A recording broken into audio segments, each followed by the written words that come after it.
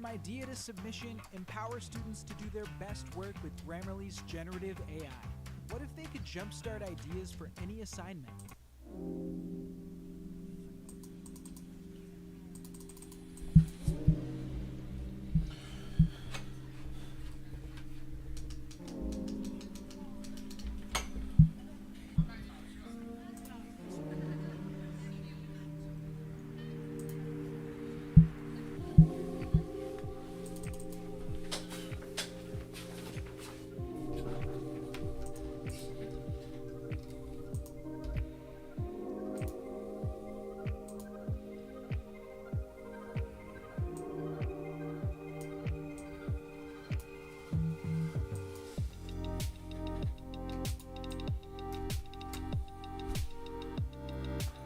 I was just gonna fist it.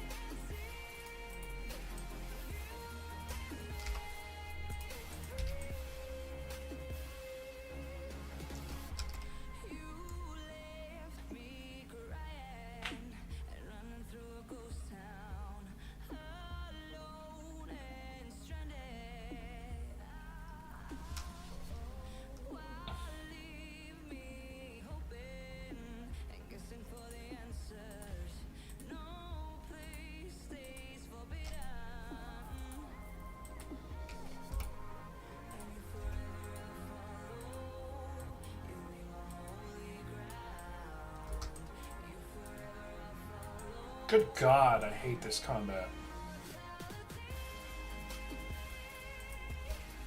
This might be real short.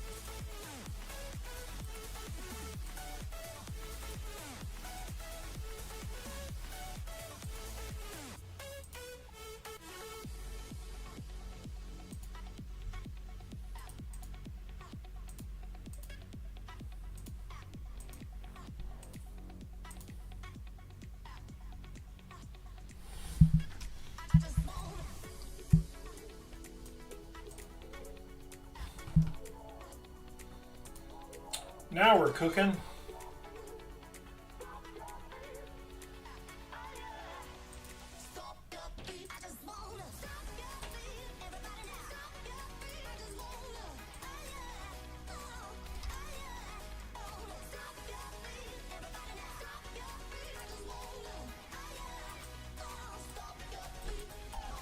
Oh, Jesus. This is the worst.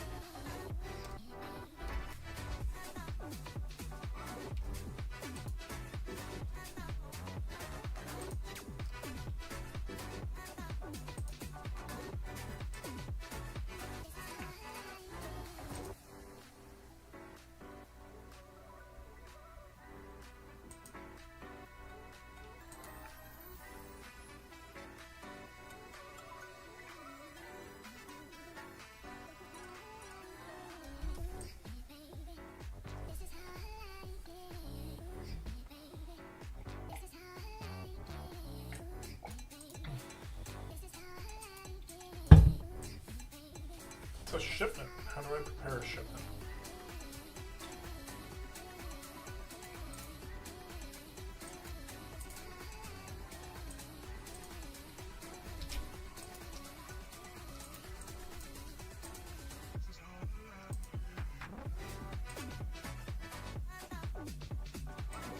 Oh.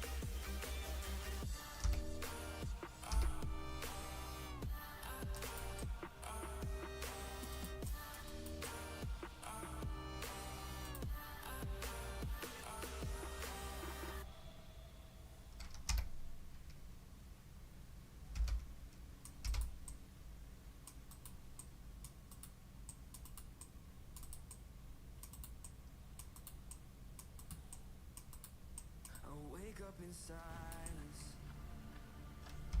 turning our face an empty bed. There's no one besides me, and I try to remember what I've said.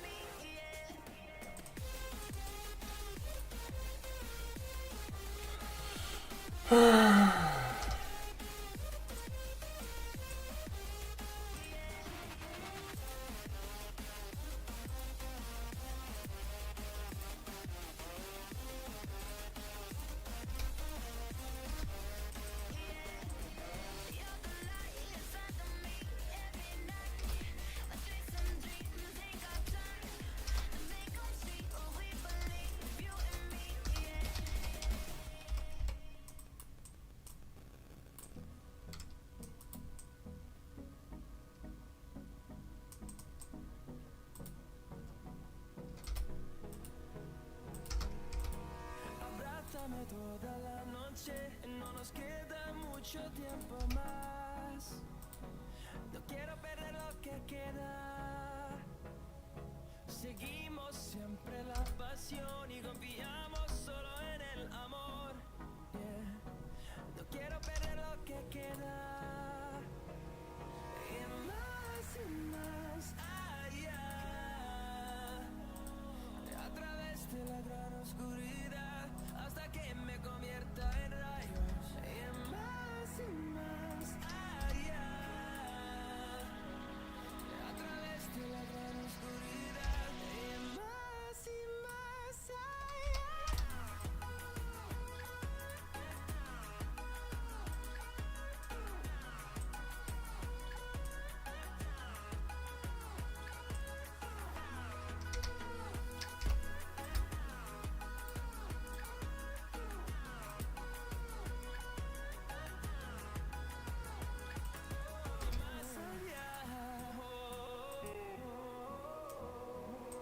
Encontrando vida en el camino, melodías que no hemos tocado. Y yo no quiero descansar. Resuena por la pared, creando una canción. No quiero perder el ritmo. Y más allá. A través de la gran oscuridad hasta que me convierta en rayos. Y más allá. A través de la gran oscuridad y más allá.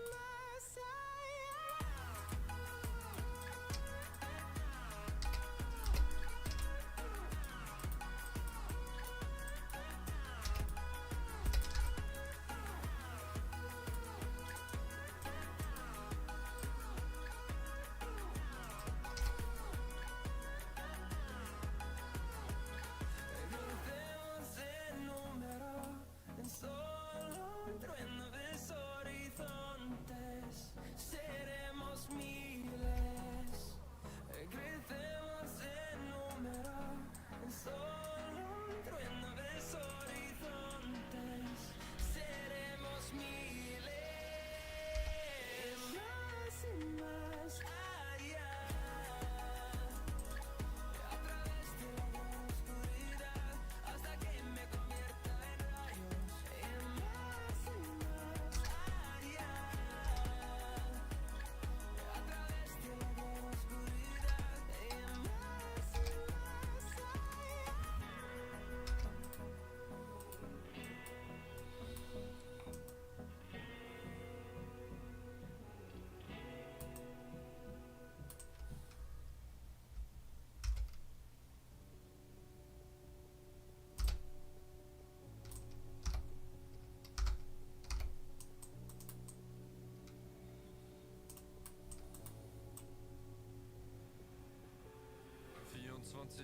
Denk ich immer noch an dich. Heute bist du nicht mehr da, jetzt ist das Rampenlicht. Tausende von Narben hab ich nun in meinem Gesicht. Farbe in der Haut, ja diesen Schmerz, den hab nur ich. I think we are different. Our love was so magnificent. I tried so hard to know if I could ever go. I think I broke myself.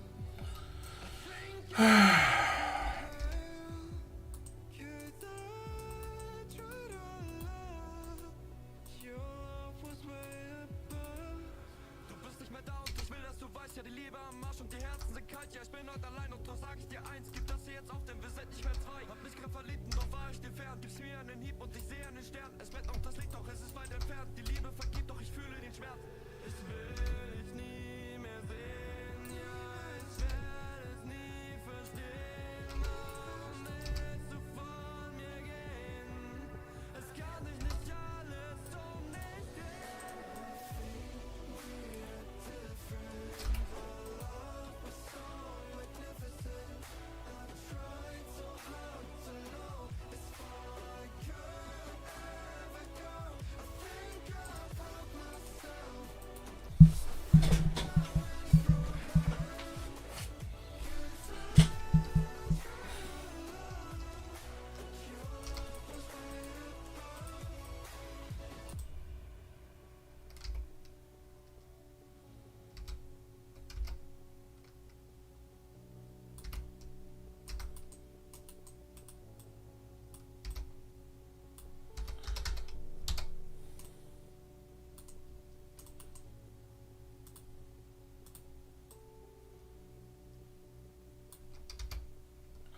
Fuck it, I'm out of here.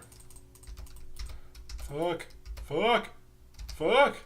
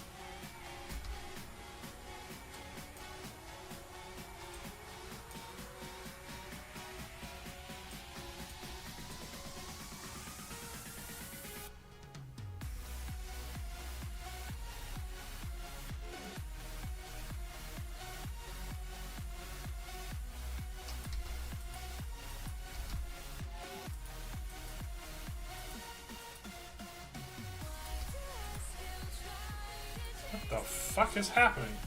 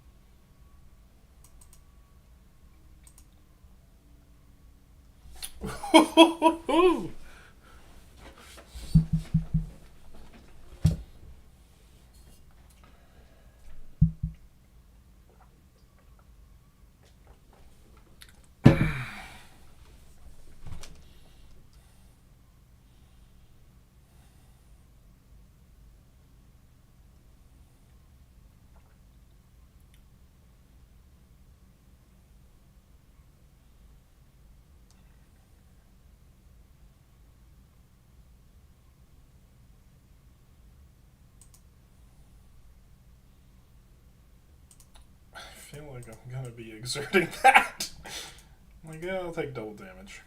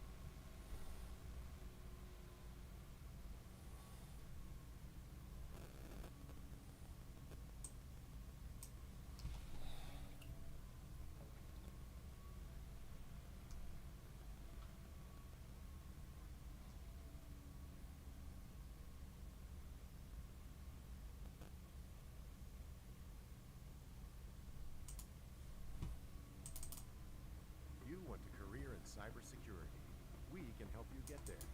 Our stackable cybersecurity programs offer the flexibility to earn a... Hey guys, welcome back to Artosis Cast. Hope you're having a wonderful day here today, and it is going to get better regardless. We have Flash up here at 12 o'clock, and he is playing against Snow again. In fact, they played 2 times in a row on the ladder, and that is very exciting because this is entirely recent, right? So as of the moment you're seeing this, this was played within a couple days, and yeah, that's going to be awesome. I'm so excited to continue to watch what's going on with Flash's mind on PvP. I got to give you guys a few updates, okay? Because we've been watching this, we've been talking about the fact that, Flash is, testing a lot of things and maybe changing the metagame a little bit and things like that. And people are starting to copy him, okay? So, I watch a lot of StarCraft, and, we saw that one Scan versus DeWalt game where it's like, oh, look at this. He's kind of using this Wraith idea against the Robo. So that's been popping up. But then also, remember all the upgrade Terran games that Flash has played? Royal was trying to use upgrade Terran as well recently. And that was against Snow in the KCM Race Survival series. So, Flash is definitely leaving an imprint. I hadn't seen anyone try upgrade Terran in quite a while, but Royal gave it a big try, and it was like a reasonable game against Snow. He ended up losing that one, but it's Snow, so what can you do? But it's very, very cool to see this evolution, and there's not a question that all the top players are watching Flash's ladder games. They're absolutely, because he's not streaming them, so they're downloading them, they're watching them, they're trying to figure out, okay, what's he on to? Because that's it just kind of shows that everyone knows that Flash is going to change things and, make, wow, I can't believe you lost an SCV there, that's so annoying. He is going to change things and make a mix-up in the metagame. So, yeah, very exciting to see it. There is quite a bit of probe harassment here. Seems like Flash is actually having a very, very hard time. When someone comes out like this, you do have to repair. If someone's this good with the probe, you can't just try to counter it with the SCV. The probes are just so much better. So, anyways, he did get that kill, but he is going to lose his probe most likely. Yeah, it throws that second depot down there. It is a little bit late of a second depot. A Zealot coming across the map. And no range as of yet, just Dragoon coming up, so it looks like he wants to put some pretty heavy pressure on. And you can see that supply block that's being eaten by Flash is because of that probe harassment, right? Like, this depot is very, very late. It was a fast factory, so that's nice, but he had to skip, an entire SCV there, or maybe a little bit more than an entire SCV to get the Marine. And as his SCV sees the Zealot coming, he goes third depot, which is really smart. But as soon as you kind of force a third depot, if Protoss throws down the Nexus, they get ahead. So, looking... Oh, no! The SCV got in the way, and they glitched. So he's already taken 2 hits, 3 hits right there on that one Marine. So loses the Marine, and he was making the second depot to help counter this, and in fact starts a second... when you start the second Vulture, this is a nod towards you need more units. And in fact, there is and he cancels that out. So it looks like he feels like he can't hold it. And I was going to say, if you make the second Vulture, you need to actually counterattack your opponent, but it doesn't work that well. If they don't have great micro, you can do very well with that, but yeah, this case doesn't seem like that would be a good one. Now, considering Snow has some of the best micro in the whole world. Okay, where are we at? Hasn't started the CC yet, so this is a huge issue because the Nexus is almost done. This is turning into worse than a Nexus first build, right? For Terran. This is not a good situation, and in fact, yeah, he is going to go for a push. Okay, absolutely can't blame him for this, because that Nexus is so fast, and, Snow took a lot of damage on this one Dragoon. I guess the Zealot is fine, but this was pretty bad for Flash. So Flash is going to go ahead and send this now. He is getting mines. He has a Vulture up in the front. This is just like an FD push, right? Fake double factory. It's not popular anymore. No one really does this anymore, and it generally doesn't work at higher levels. But this is a very late range from Snow, so there is an opportunity here where Flash may be able to get something to happen with this. And if he doesn't, he's basically screwed because this Nexus is so fast. Now coming down and pushing in, he's going to be able to target down that Zealot very, very quickly. One mine gets targeted by the probes immediately. Oh my god, and he kills the goons. That was a misfire there on those goons, so he doesn't get the mine pick off. And suddenly this push has put Flash into the lead. Like, this is... excuse me, I don't think that he'll actually kill him because there's going to be 2 more goons popping out in a second. Oh, maybe he does, actually. That goon actually had like 3 hits left on it, and then the tank took no damage from that. The 2 goons popping out, like, notice how he brings the probes up? He was pushing them so that they couldn't lay a mine here. If they had laid a mine here, that would have probably been it. But there is an observer out now. He's using his probes to fight.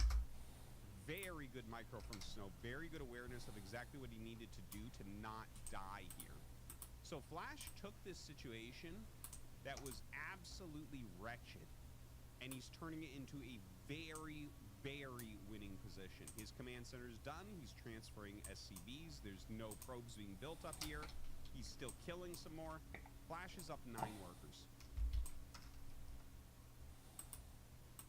It's absurd, right? Like, the Nexus was done, and he hadn't had anything started, right? There were some things that went wrong. The initial probe did great harassment. The SCV building the SimCity depot blocked the Marines and made him take a hit on one and lose another one to the Zealot. And he turned on the aggression. And honestly, you can't blame him because that's such a bad position at this type of level that you're probably not going to be able to really do anything. Like, Protoss is just going to dictate the rest of the game by expanding and going Observer and going Reaver. It's kind of like when you see a Zerg lose a drone or an Overlord, and then they just go, no, we're going Massling. We're going all in. Can't recover from this. And it's like, well, I mean, sometimes you can. Every position is different, obviously. But some great play there from Flash. Like, that was very, very well executed. That one mine that hit the 2 goons is really what did it. But you can see the micro from Snow as well, where he's just... The probes did so much for him. But right now, an 8-worker advantage for Flash. And he's adding 2 factories up here. He's putting them into kind of a funny position. He may just want this for his macro area. Like, this spot is hard to put your factories down and have it feel good. I wouldn't be surprised if you decided this area to be for factories. Because this area, like, when Reavers are coming in and recalls are coming in, it gets really... It's super crowded, and, like, you know, your initial SimCity down here, yeah, it's never good. Like, I hate playing this position up here. Anyways, he's going into 5 factory, which when you get an advantage like that, you always basically want to go into 5 factory and repressure your opponent. Because either they spend almost all their money on making units to stay alive, or they die to the push. Right? Like, you don't let them catch up economically by going for the 5 factory play. So he's getting Vulture speed. That shuttle with Reavers tried to come in, but of course not even Snow going to be able to do too much from this spot. Now the tank's moving out. This is a very fast move out from Flash. And he is going to counter here with the Reaver. Like, I don't know. I think just the units popping out here definitely can block this. Maybe he can get a bunch of kills, but like back over here, the goons are going to be completely cleaned up by these siege tanks, I'd say. Bring some SCVs here as well, trying to make it so he can't really dance those away. Hey, like, he picks off a few tanks. More goons coming up. Unfortunately, it is just still 2 gate. He is making a Reaver. That's going to be a little bit late here, unfortunately. In the meantime, the Reaver is actually getting some pretty insane damage. Look at 11 kills on that Reaver. And suddenly, Snow is up 12 workers? What? What a crazy game this is. Snow's counterattack with the Reaver and then just trying to take reasonable engagements, even though he's losing, like, every single unit. Now, a Reaver coming up, this is going to be able to block Vultures from killing all his probes, so that's good at least, but it can't really do anything against the tanks until a shuttle comes. turret coming up, but the tanks actually are too far out to block anything from this. He has an observer here, so he can actually pick off the mines as well. Looks like he wants to move forward a little bit. And the Reaver is still out here. It looks like this base should be fine. I still think Flash wins this, but Snow making this a real game right now. Siege is close enough to hit the Reaver, I think, if he gets that vision. Yeah, and does do a big volley onto that Reaver. Probes having to run from that natural. 26 SCVs against 49 probes right now. But Snow does get a pretty big supply block, adding more gateways as well. Very, very down and dirty game right now. Now the Reaver going to come out, but like there's just too much here. It doesn't matter if you drop the Dragoon first. He's not going to get anything done with this. As you see, he couldn't even get the shot off. There's just like so many vultures that if he had waited, that Reaver might have just died to the next volley. He was going to die or get very deep red, like the one hit point red. Yeah, mine's going down. I don't think that there's anything left here for Snow. Still has his Reaver over here trying to make some magic happen, because he does have this additional Nexus. If he could somehow deal more damage to Flash and then clean this up, okay. And, you know, he has 5 gates, so, like, the cleanup is still a possibility. The Reaver over here just going to start blowing up some more stuff. 26 SCVs with 7 of them sitting there. It's only 19 on minimum right now for Flash. Woo! That's crazy. And Snow is still... Dude, if Snow holds this and wins this game, this will be the craziest thing I've ever seen. The shuttle's still out here. He's losing buildings left and right. He's barely mining. I don't think Flash even... Maybe he doesn't even know about that third Nexus. I'm not sure. I love the barracks up here spotting so he sees exactly who's pushing into. Because, like, you know, Flash's economy's bad enough that he knows he needs to be a little bit careful here. That's for sure. It's funny, actually. There's nothing in this bunker. He could have maybe dropped that Reaver on that tank. So it just kills fucking everything? So 2 Reavers are out. Uh-oh. Is Flash doomed? Now that there's 2 Reavers here from Snow. He's pushing back into these gates. You can see Snow builds the gates further and further back because he just needs some production. Again, if he holds his worker count... Okay, that's really cool. Could actually make a comeback. Well done. Well done. Well done, GGG. Oh, that's funny. Oh, they put you near Fairgraves. Super nice. You see the... Ooh, this one's going to eat the mine. So that Dragoon ends up dying. He does have this Reaver kind of on anti-vulture duty. Tanks continue to leapfrog. There's no more SCVs here to build more turrets, so he's not going to have any like anti-air support beyond this turret, it looks like. Okay, finally dives in and kills that very red Reaver. Starts going after probes, but honestly, even killing a few probes here is not that big because his saturation is so high. Holy like, shit. 20 probes here is going to be fine. He's got 44, so you're not really worried about that. Now, the Reaver goes down. Almost no production for Snow. Has some zealots. He might try defusing some mines. Gets that Reaver out, picks it up. Reaver definitely still going to be a bit key. Oh! He actually did end up going in there and busting that tank. You can see he took like all the shields and some hull hits there. But it looks like he did finally clear that tank out. And he killed 6 more SCVs for Flash as well. So this Reaver's still causing havoc. I can't believe how hard it is to actually kill Snow. Now he has the 2 zealots. It's 4 tanks. See, the math is still so on Flash's side for this push. That's a huge scarab, but now he's taken massive damage on this one Reaver as well. Tries to push forward. I think that's it. I don't think that there's anything left here for Snow now. He has a few more units popping out. He does have a single vulture killing off this Nexus, so there's even more of a timer on Snow. Trying to do something with this Reaver, like he might actually be able to kill that tank as well and deal some more damage. Gets another tank! This is so crazy. Still grinding things down right now. Can't be even losing an observer at this point. Not mining gas anymore. Oh my god.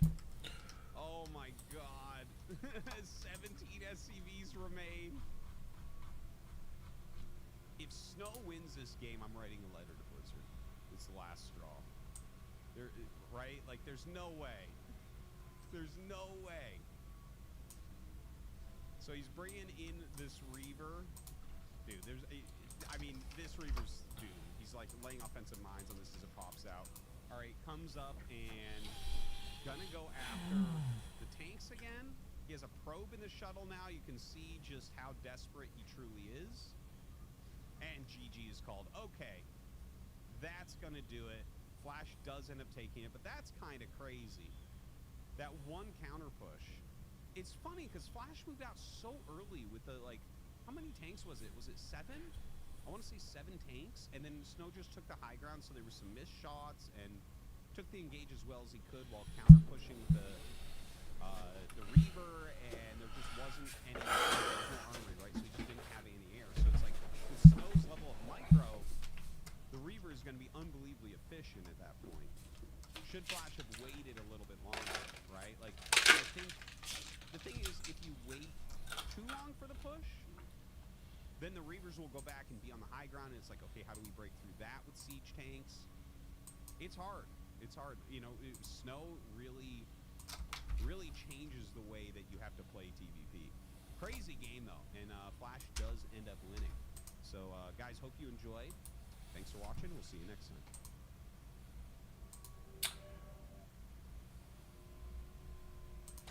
I really do not enjoy PoE. It's fucking wild. Prosecutor Scowell explains exactly what went down. In a shocking decision, a New Mexico judge dismissed the manslaughter charges against Alec Baldwin for the death of cinematographer Helena Hutchins on a movie set in 2021. The sanction of dismissal is the only warranted remedy. The jury has been sworn, jeopardy has attached, and a mistrial would not be based upon manifest necessity. Further, the sanction of dismissal is warranted in this case. The state has repeatedly made representations to defense and to the court that they were compliant with all their discovery obligations. Your motion to dismiss with prejudice is granted. How did we get here?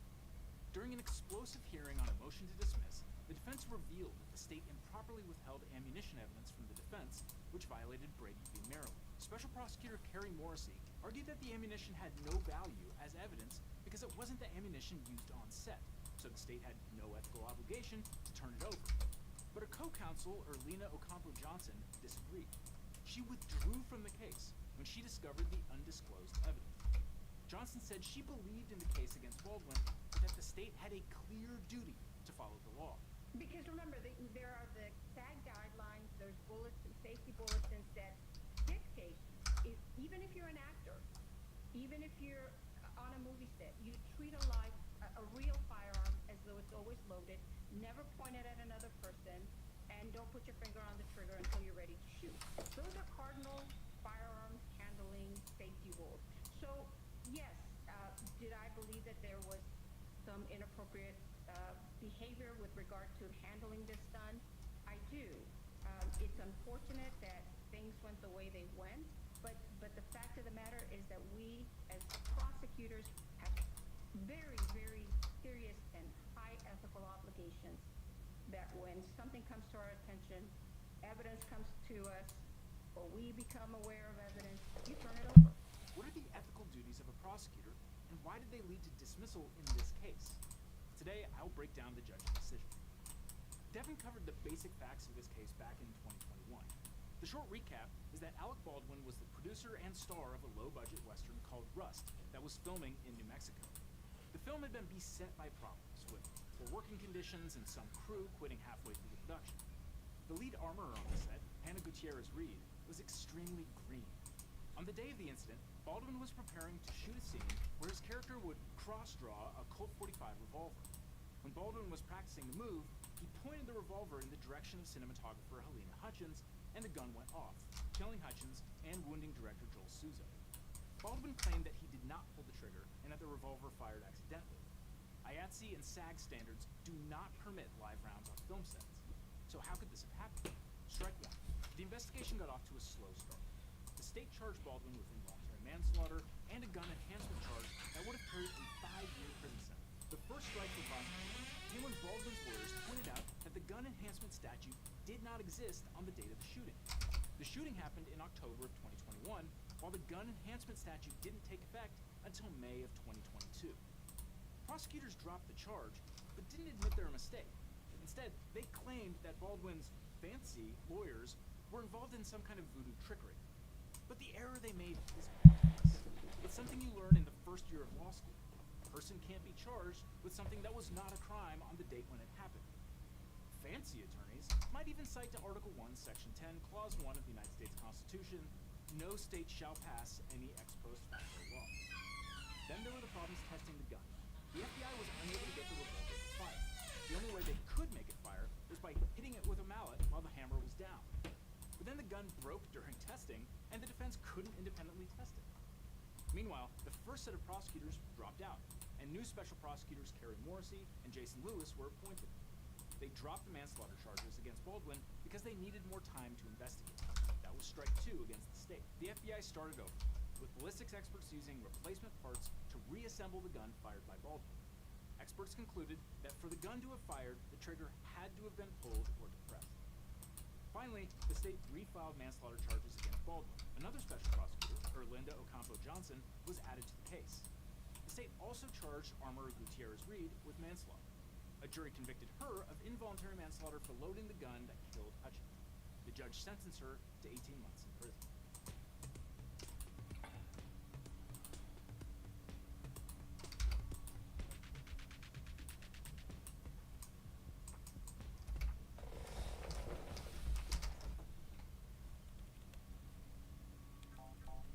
Sentry can't fix this, but we can fix it. All of that set the stage for strike number 3, the Brady Bible. In New Mexico, involuntary manslaughter consists of manslaughter committed in the commission of an unlawful act not amounting to felony, or in the commission of a lawful act which might produce death in an unlawful manner or without due caution and circumspection. The mens rea for involuntary manslaughter is that the defendant acted recklessly or negligently. The state's theory of the case was that Baldwin knew or should have known that Gutierrez Reed was young and inexperienced and that she might bring live ammunition to set. This was Reed's first job as an armorer. Special Prosecutor Johnson explained how she saw the evidence. Based on my evaluation of the evidence that I was privy to and that I saw when I came on board on this case, was that there were numerous clips from the filming on the set that showed that Mr. Baldwin unfortunately did engage in some horseplay with this gun. For example, one individual who was interviewed by the OSHA investigators and testified or gave an interview that there was a time that he allowed Mr. Baldwin to use him kind of as a target, to shoot blanks at him and at his person. And obviously these are real guns. You don't do that with real guns. So there's on a movie set? But isn't that exactly what they do on a movie set? Well, no, you don't use another person as a target, as a human target. So that could potentially be reckless. And so, he wasn't charged with intentional homicide. There's no question, for me, there's no question Mr. Baldwin did not intend to do this. But the question is, was there wanton and recklessness? And so that's why I did believe in the case. I had no idea that this other evidence had not been turned over. Now, obviously, if a prosecutor is trying to hide crucial evidence against you in your case, you'll want a good lawyer. But if you want a great lawyer, my law firm, the Eagle Team, can help. If you've suffered a data breach, especially if you've got a data breach letter saying that your social security number was hacked, we're involved in a car crash, or are dealing with an immigration issue, we can represent you or help find you the right attorney who can. It's so important to talk to a lawyer right away so you can get the best representation and find out what your options are. So just click on the link in the description or call the number that's on screen right now for a free consultation with my team. Because you don't just need a legal team, you need the Eagle Team. Now, I don't think this was an easy case to prove, but the state's many false starts made a hard job even harder. It took investigators 15 months to charge Baldwin, in part because they had to do a lot of legwork to figure out how a live bullet found its way onto the set and into the gun. Before trial, the judge ruled that Baldwin's theory that the Santa Fe County Sheriff's Office's investigation was biased, improperly motivated, and incompetent was relevant and admissible. The legwork by police was at times sloppy. For example, defense attorney Alex Spiro grilled Santa Fe County crime scene technician Marissa Topple about the way investigators searched a warehouse owned by the company that supplied the production with guns and ammunition. During the search, Popple admitted that she was not sure if they collected every live round. In fact, she admitted that in order to determine if live rounds and dummy rounds had been commingled, she and her partner simply shook some of the boxes of ammunition to see if they rattled.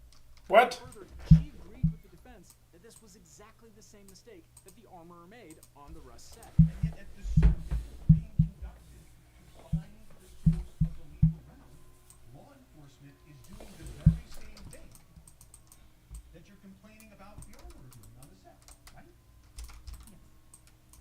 Robert Schilling, a former chief of the New Mexico State Police who worked as an investigator for the district attorney's office before being removed from the case, said this in an email to prosecutors that later became public. The conduct of the Santa Fe County Sheriff's Office during and after their initial investigation is reprehensible and unprofessional to a degree I still have no words for. The evidence against Baldwin came down to what he knew about Gutierrez-Reed. His lawyers were looking for evidence that maybe the live round didn't even come from her.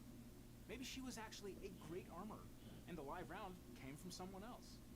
The defense had to poke holes in the prosecution's case. It all came to a head when Baldwin's team discovered that the state withheld evidence about additional live rounds that may have been on the Rust set. As outlined in the motion to dismiss, both the Santa Fe Sheriff's Office and the state have concealed from Baldwin there was evidence that the live round that killed Hutchins came from Seth Penny, a known person of interest and supplier of ammunition to the Rust set. Specifically, immediately after Gutierrez-Reed's trial, Troy Teskey, a retired police officer and judge pro tempore in Mojave County, Arizona, delivered a collection of live ammunition to the Santa Fe Sheriff's Office where they were accepted by CST Marissa Popple. So if you've watched TV crime dramas, you'd think this evidence was immediately bagged and tagged, right? Well, not quite. Here at the Prince Review, we've long said that the SAT only tests your ability on mastering the SAT. The state had known about Teskey and his claim to have the rounds since 2021. Seth Penny called Teskey during a November 1st, 2021 interview with then Detective Alexandria Hancock, after which Teskey sent a picture of a sampling of ammunition that did not match the rounds on set. That image was passed from Penny to Hancock, and there was no further reported follow-up. Teskey was a good friend of Hollywood armorer Daryl Reed, who is Gutierrez-Reed's father. Fast forward to 2023. In a November 2nd, 2023 pretrial interview of Teskey, the rounds were again discussed, this time with Special Prosecutor Morrissey. During the interview, Morrissey specifically asked if Teskey would give her the ammunition from the batch that Reed and Kenny had used to source their live ammunition for the Texas movie set. Teskey, who at the time did not know if the ammunition would match the round that killed Hutchins, agreed to provide it. And Morrissey closed out her interview, stating that she would work with law enforcement to collect it, the implication of which was that if she ever got the evidence, she would turn it over to Baldwin. However, Special Prosecutor Morrissey did not follow up, and neither did the state. Gutierrez-Reed went to trial and was convicted. Afterward, Teskey took it upon himself to travel from Arizona to New Mexico, where he delivered the rounds to Popple. She took custody of the rounds and called her supervisor, Lieutenant Brian Brandel. They did not inventory the evidence to the Rust case. Instead, at Brandel's instruction, Popple was told to log it as documented information rather than physical evidence. And she was told to log it under a different case file so that it would never be disclosed to the defense. Teskey told Popple that among the rounds that SFSO took into its inventory and logged under a different case number are Starline brass casings with nickel primers matching the live bullet that killed Hutchins. So back to that disastrous cross of Popple. She confirmed the defense allegation that she documented the rounds under a different case number. Remember, the defense theory was that the state was trying to bury the evidence, and lo and behold, there's evidence that backs that theory up. When Spiro questioned Popple about her report, he pointed out a line which read, "It should be noted that this is not actual evidence collected in the death investigation." Both the witness and the defense lawyer agreed they'd never seen language like that in an evidentiary report. Popple said the line was added to the report by the lieutenant. She said, "My report says Mr. Teskey says this is related to Rust." That certainly makes it look like Lieutenant Brandel added language to downplay the relevance of the rounds. And then, as the defense pointed out, Popple put the report under another case number. Eventually, Special Prosecutor Morrissey started her redirect of Popple and wound up touching on the disputed rounds. When Morrissey asked Popple if she ever showed the prosecutors the rounds before this moment, Popple said no. Popple also confirmed that she never showed the prosecutors the report, which is also bad. Very, very bad. At this point, the prosecution was in deep trouble, and they took a break for lunch. During that lunch, Linda Johnson confronted the other prosecutors about the evidence, which she didn't know about. Johnson wasn't involved in the charging decision and didn't sit on the 2021 interview with Teskey or the 2023 pretrial interview of Teskey. Here's how Johnson saw the situation. So once I learned that this evidence was not turned over, that it was there, it was under a different case number, and my obligations, my ethical obligations as a prosecutor. Now, keep in mind, I've been a prosecutor. I was a state and federal prosecutor for over a decade. I've been a prosecutor. I've been a criminal defense lawyer for the last 16 years. So I've been on both sides. And I know what you're required to do. And when this came to light, I think that the best decision would have been for the state to dismiss the case. That's why I resigned. Because I believe that that case should have been dismissed, and I advocated for that over the lunch hour, and it wasn't. And so when we came back after the lunch hour, I asked to withdraw. When they came back to court, the judge agreed that Johnson could withdraw from the case. Morrissey then put herself on the stand in an attempt to convince the court not to dismiss the case. She said that back in 2021, she looked at the photograph of the Teskey rounds and determined that they were not at all similar to the live rounds used on the set of Rust, so I made the decision not to collect the rounds since they had never left Arizona. Although the state had discussions about collecting those rounds, they did not follow up. Under the Due Process Clause of the United States Constitution, the prosecution must turn over to a criminal defendant any significant evidence in its possession that suggests the defendant is not guilty.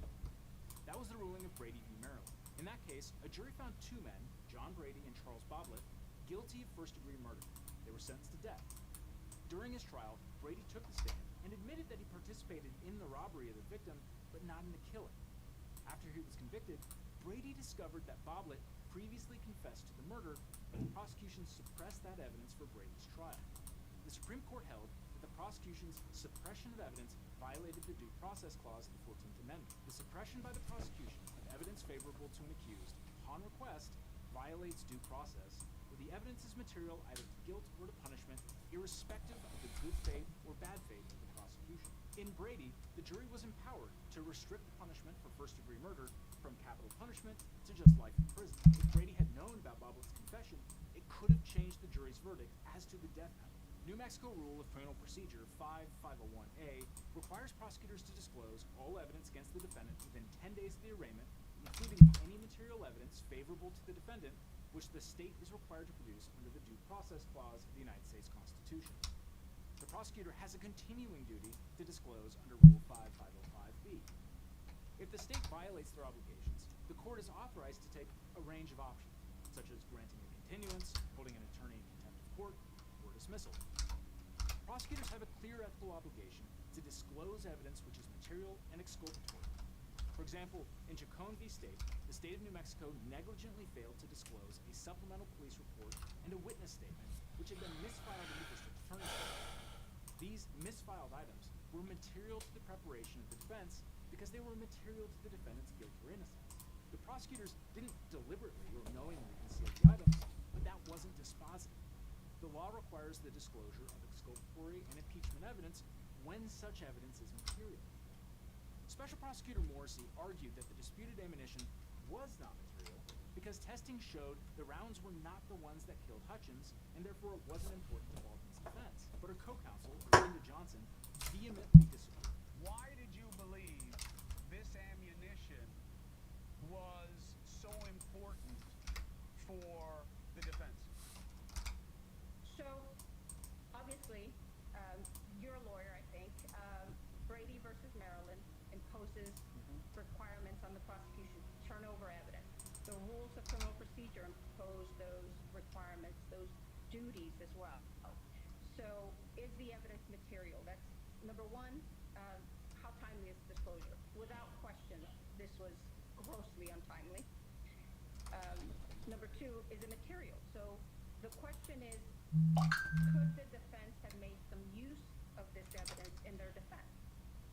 And like I said, we as prosecutors do not get to make that decision what the defense is going to be. It's can the defense use this and could it potentially hopefully raise some sort of reasonable doubt.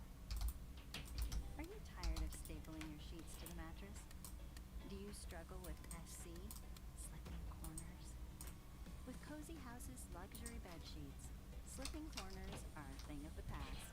These bed sheets come with built-in corner straps, so your sheets stay in place all night long. Made with temperature-regulating bamboo viscose material, our light and airy sheets keep you cool while you sleep, so you wake up feeling refreshed and ready to take on the day.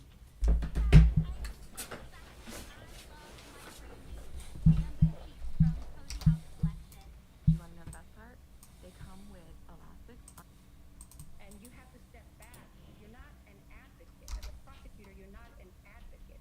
You are there to present the facts and to present the evidence, and your job is, and that's why I took this case on. I agreed to come on board is because there was a woman who was killed, no question about it. This was tragic, and something happened, and a jury needed to make that decision.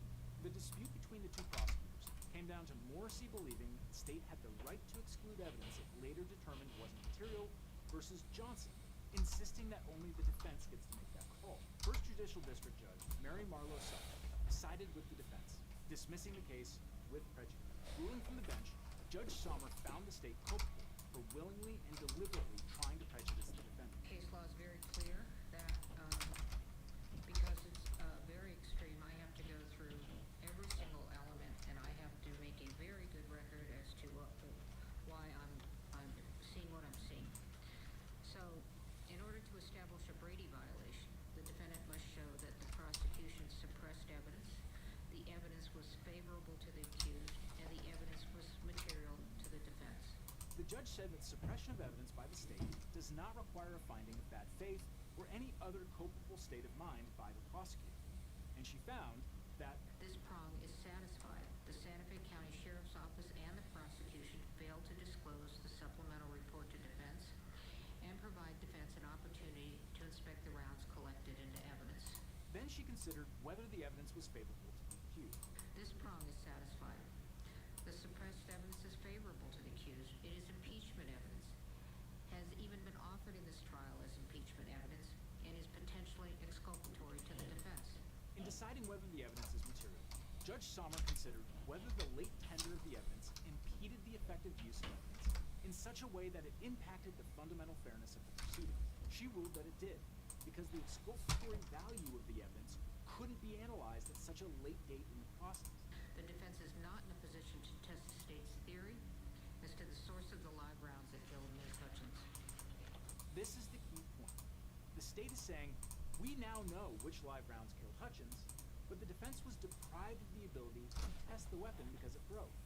The prosecution was aware of live rounds that may have been on the set, but withheld that information from the defense, meaning that the defense was deprived of the opportunity to examine and test the live rounds that were discovered back in 2021. Why did this warrant dismissal with prejudice? Because the state unilaterally withheld in bad faith, and access to the evidence was precluded by the state's intransigence. Back to you, Judge. The state is highly culpable for its failure to provide this discovery to the defendant. The state unilaterally withheld the supplemental report. Santa Fe County Sheriff's Officer made the decision, and apparently also with the prosecutor, as pursuant to Hancock's testimony, that the evidence was of no evidentiary value and failed to connect the evidence to the instant case. The case agent, as well as pursuant to Hancock's testimony, Ms. Morrissey, was aware of the new evidence and yet did not make an effort to disclose it to defense. The state's willful withholding of this information was intentional and deliberate. If this conduct does not rise to the level of bad faith, it certainly comes so near to bad faith as to show signs of scorching. Scorching. Ouch. You burnt. Given that finding, prosecutors in this case could face professional sanctions for their conduct. In an interview, Chris Cuomo asked Johnson if she should have just waited until the judge made a ruling to resign from the case. She said absolutely not. No, absolutely not. I have ethical obligations, and personally, I have moral obligations. And my ethical obligation and my moral obligations really are not that different. And so when I see that something isn't right, and when I see that the law isn't followed, I don't care who you are, where you are, you make the right decision. And for me, the right decision was to walk up to the judge and ask to be allowed to withdraw before that circus of a hearing got underway. So what happens next? State prosecutors could face disciplinary proceedings, and Gutierrez-Reed probably has a strong argument on appeal. After the Baldwin case was thrown out, her fancy lawyer, Jason Bowles, said that they would be moving for her immediate release. Oh, and a parting thought to prosecutors and aspiring prosecutors out there. 1, no case is worth your integrity or your bar card. 2, be more like Erlinda Johnson. And 3, it's okay to be a little fancy. And right on cue, lawyers for Hannah Gutierrez filed an expedited motion in the Santa Fe First Judicial District Court of New Mexico for a new trial or dismissal of the case against her based on severe and ongoing discovery violations by the state. And on top of that, Baldwin's lawyers signaled their intention to sue the Santa Fe sheriff and prosecutor. So this is not the last we've heard of this case. But thanks to Spencer the Scowlow for that incredible analysis. He's a prosecuting state prosecutor and former JAG attorney and always brings incredible insights. And if you enjoyed Spencer's analysis, we've got a whole bunch of exclusives on today's sponsor, Nebula. For example, you can see our extended reaction of the film Primal Fear, Spencer's exclusive analysis of all of Steve Bannon's crimes, and the Nebula exclusive of Spencer's reaction to the movie Rules of Engagement.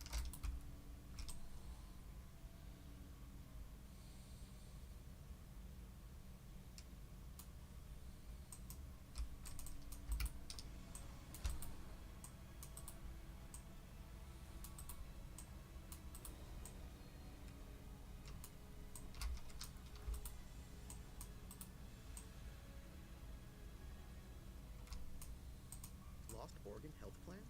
Where can we find a low-cost health plan? What about a plan that covers doctor visits? Emergency care? Healthcare.gov is here for you.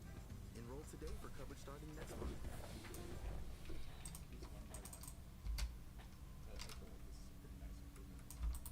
They did that for the those are like keys. This you used to have to do manually. I mean, I guess you didn't have to, but if you're like a weirdo like me, then you do.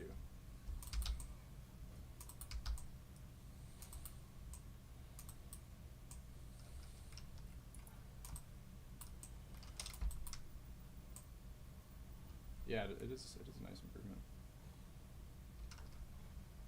Used to manually, yeah. 600k an hour? Oof. Is your build fast though? I mean, it depends on your build kind of a lot, right? There's a lot of crabs in there. I don't know if you have enough crabs. Shield Rush. Is that even a fast build? Is that even a build at all? That feels like a meme. I feel like you might be memeing a little bit. We all weirdos, yeah, true.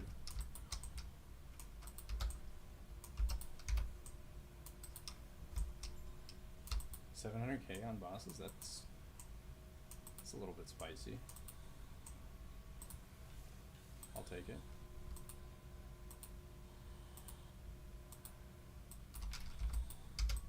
A little bit spicy.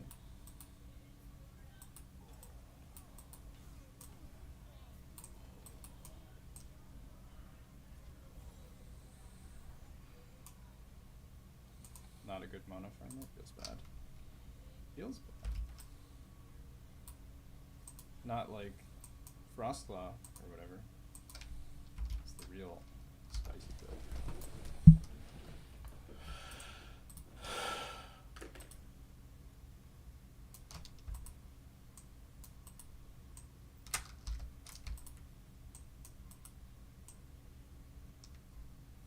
If your clear is slow and you got 60k an hour at 500, it might still be an option, maybe. I literally can't stand this. This That is might so be boring. Good enough.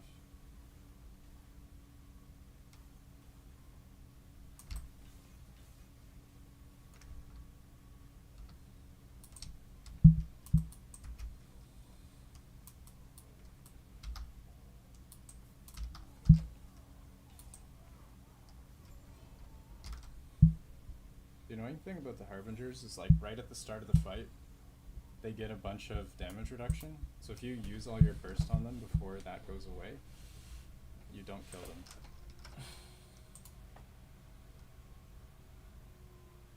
So you have to like wait a certain amount of time. Same with Orbis. No, Orbis doesn't have DR. It's just not targetable. The Harbinger is targetable, but it doesn't take damage. Just like weird. I don't really like that. Yeah, I prefer the way Orbis is, because like at least it's clear. With the Harbinger, it's just like some arbitrary amount of damage reduction. They just take like no damage, even though you can hit them. I'd much rather the clarity, to be honest.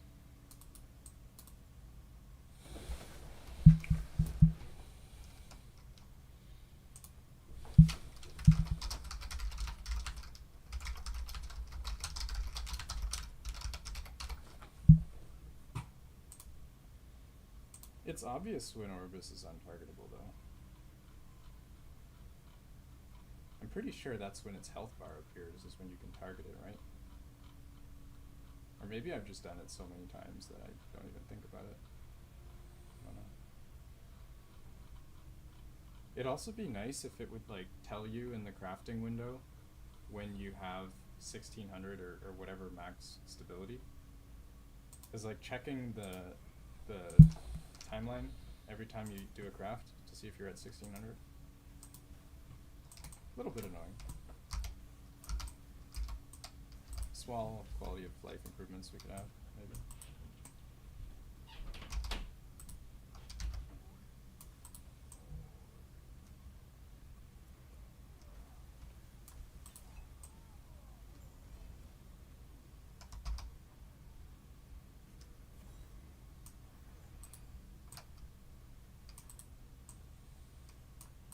Yeah, Orbis is a little weird. I've had less trouble with Orbis than Harbingers, though. I don't really find Orbis to be an issue. I think Orbis is also less tanky than Harbinger until pretty high corruption.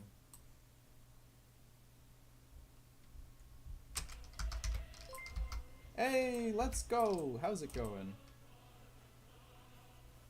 Hey Mike, hope you had a great stream. And all you great folks from the stream. We are just playing a completely ethical build, nothing to see here. You saw nothing. Look away. It's like the worst time for Mike to be watching.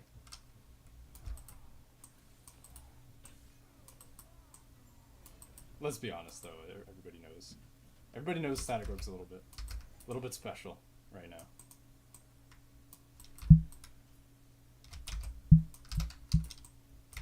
Yeah, I hope you guys are having a great Friday. You're well. I'm sorry. I'm sorry, Mike. We're just trying to get a belt. Nothing to see here.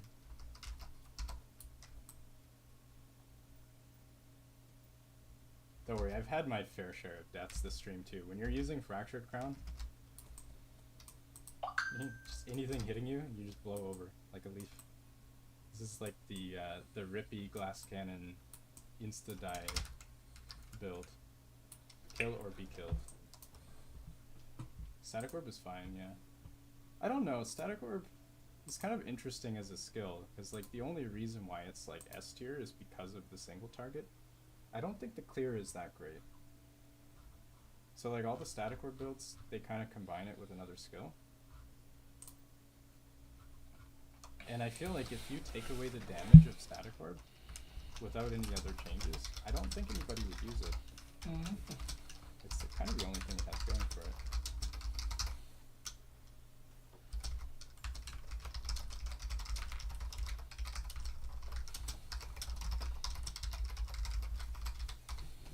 Oops. Oh, there we go. We're fine. Ellie Nova Frostblaw? I actually think Frostclaw is stronger this patch than last patch. It's just the build around it is weaker.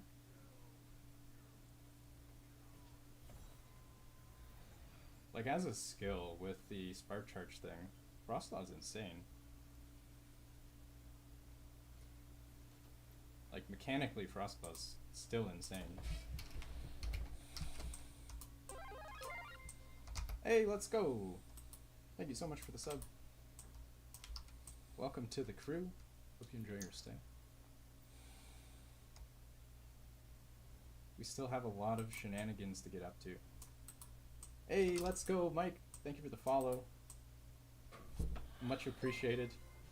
I hope I'm not causing too much work for you guys the last few days. Whoa, what is going on? Hold on, I need to actually open up my Twitch. I need to actually open up my Twitch. My chat log is not telling me what just happened.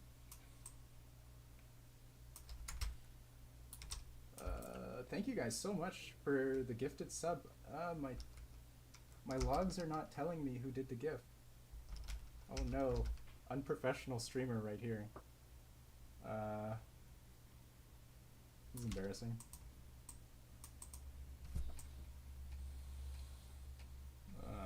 Where do I see my logs? Oh, K-Nam. Thank you so much, K-Nam, for all the gifts.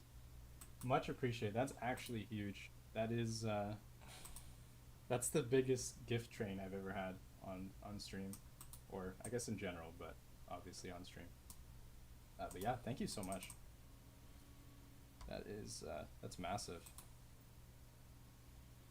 I hope I can provide the entertainment that you guys deserve.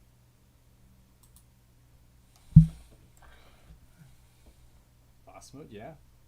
We are fighting bosses. We're trying to get our belt. It is being a huge struggle.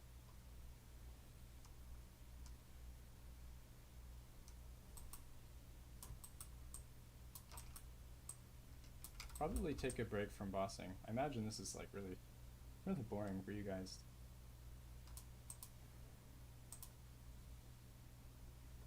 To just watch me fight the boss over and over. I'll switch up to some echoes just to show you guys the Frostclaw setup.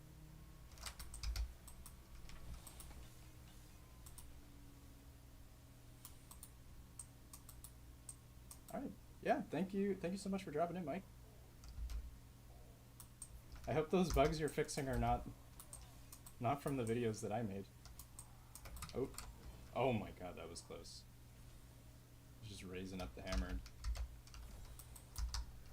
Yeah, I'm so sorry about all the videos lately with the bugs in them. I feel like I'm making a lot of work for you guys.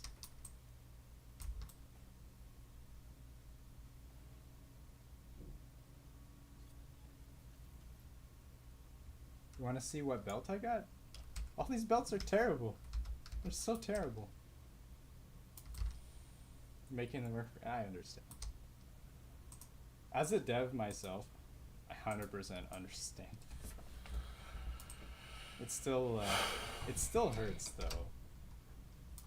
I know when I get I'm not sure I can stand this. When my bugs make it through. This is so boring. A little bit of sad. But yeah, I appreciate all the work you guys are doing the last couple of weeks. Your patches have been on point, real quick. Whenever a bug comes out, it's been like 2 days literally, and then it's fixed. It's been really nice.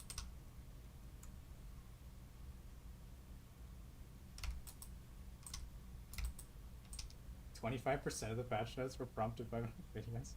They could just add a frozen shenanigans section to the patch notes. That'd be pretty funny. And here's where we fix the broken stuff. Oh man. The catch-up mechanic is pretty massive, I agree, yeah. Alright, we need to fix our farm real quick. Our farm is currently broken. Alright, we'll switch back. Is this correct? Yeah, there we go. Alright, so I was doing the Imperial War Camp Beacon farm, but I accidentally completed the Echo, like a noob. So now I need to go do a reset so that I can fix my mistake. This is perfect example of what you would call a skill issue on my part. It's 100% my fault. What kind of development? I am a full stack web developer. I work for a mid-sized tech company. The last while, I've been pretty busy making making AI features, because that's kind of the trend right now in the dev space. So a lot of companies are just trying to integrate AI features into whatever products they have, so it's been keeping me really busy.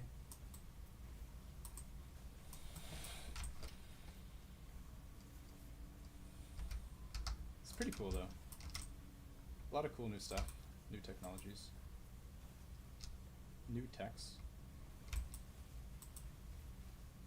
Be interesting. DigiCert Trust Lifecycle Manager helps you do what your organization needs PKI to do. Prevent outages, manage risk, and enforce policy. That's digital trust for the real world. What does strength mean to you? Some say it's how fast you run a mile. But there are other ways to define strength. What matters is that we figure it out together. Fitness Together believes personal training should be just that, personal.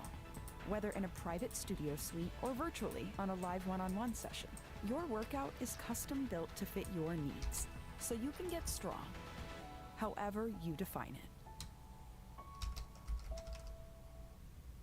Like there's companies that specialize in AI, and they have like machine learning developers or whatever.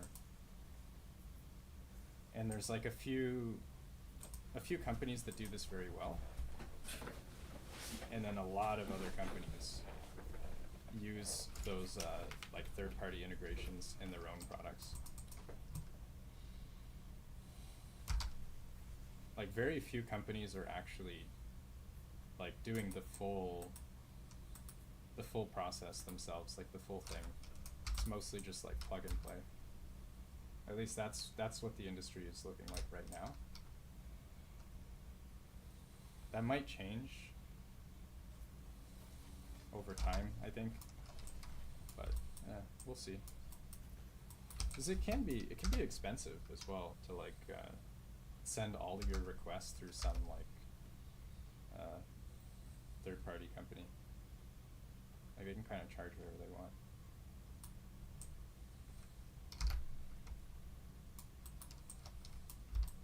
Sharing my swap gear. My swap gear is, I just use Enigma, I use Orion's Eye, I use Prismatic Gaze. Can we add ChatGPT to X? Yeah. Honestly, one of the nicest things, I don't know if you guys are familiar with like development tools, but with the GitHub Copilot has been really nice. You can't trust AI to just like build out your entire program, or it's just gonna build complete crap. But if you already know what you're doing, like as a senior or intermediate developer, the AI makes it so much faster. Like I can have it just write out like write out a bunch of tests for me for whatever code I just wrote, and then I just need to clean it up. Like it probably saves me like 80% of the time. I still need to verify everything is quality.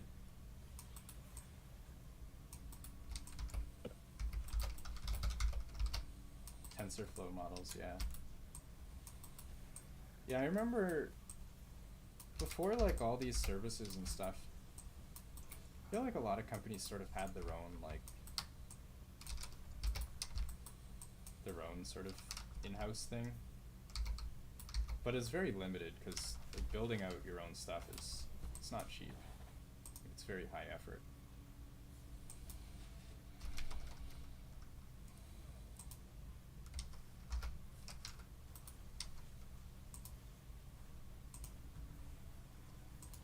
You got 130k an hour on 1,000 corruption. That's pretty solid. It's not like S tier, but the difference could just come down to your build, right? Depends how fast your guy is.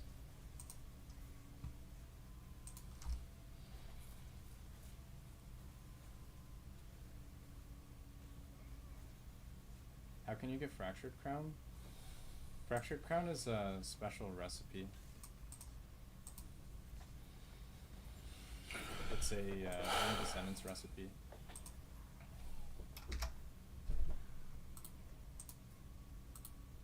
Yeah, it's Rune of Descendants.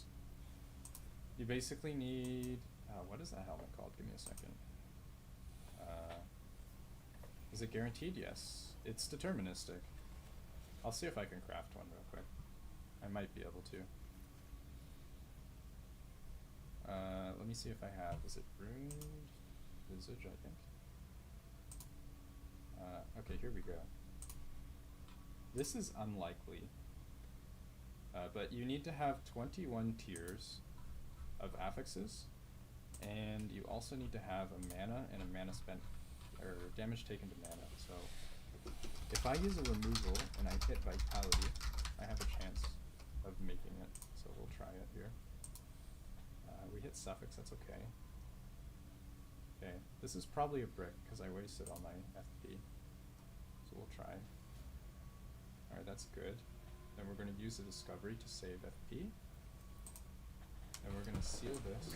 I can't stand this anymore. Okay, and then we're going to craft damage. We ripped all our FP.